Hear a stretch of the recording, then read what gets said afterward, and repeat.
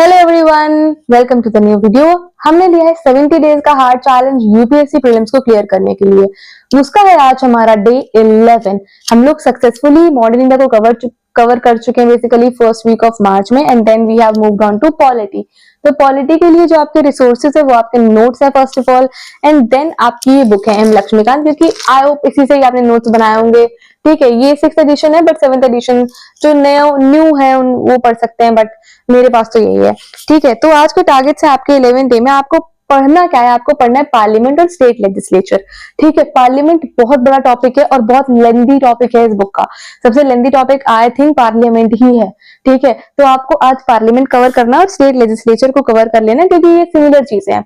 कल हमने देखो प्रेसिडेंट पढ़ा, गवर्नर पढ़ा, काउंसिल ऑफ मिनिस्टर्स पढ़ा है, प्राइम मिनिस्टर पढ़े, ये सारी चीजें आप लोग पढ़ चुके होंगे। तो आज आप पढ़ लो पार्लियामेंट का टॉपिक, पार्लियामेंट के सेशन, बजट सेशन इंपॉर्टेंट है, और भी सारी चीजें जो भी हैं। ठीक है, बुलेटिन क्लोजर कितने तरीके के होते हैं। ठीक है, बुलेटिन क्लोजर, कंपार्टमेंट क्लोजर, ठीक है, बहुत सारी चीजें होती हैं जितने भी तरीके के होते हैं, ये सारी चीजें आप पढ़ लेना।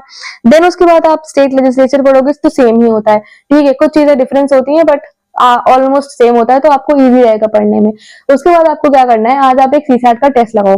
पूरा बैठ करके 2 घंटे बैठ करके आप सीसैट का टेस्ट लगाओ। प्रेफरेबली ले लो 2 से 4 बजे का टाइम, खाना खाकर टेस्ट लगाने बैठ जाओ।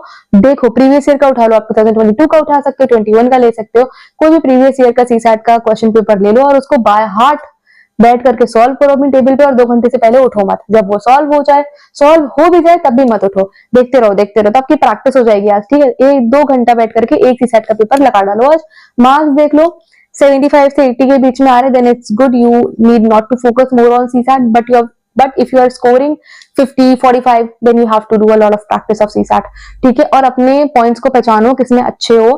ठीक है, अगर आपको पता है आप रीजनिंग में ज्यादा मार्क्स स्कोर कर सकते हो तो आपको मैथ्स अटेम्प्ट करने की जरूरत नहीं। एंड इफ यू नो आप इंग्लिश से मैथ्स से कंपेयर मतलब अच्छे से मार्क्स ला सकते हो, तो रीजनिंग को ज्यादा पढ़ने की जरूरत नहीं है। ठीक है, तो अपने आप को एनालाइज करो चीजों को, and then move on to दूसरा टॉपिक। ठीक, तो कल की बात है कल करेंगे, क्योंकि होली भी आने वाली है, तो एक दिन का ब्रेक मैं आपको दूंगी। फिलहाल के लिए आज के लिए टॉपिक्स थे। Bye bye, all the best.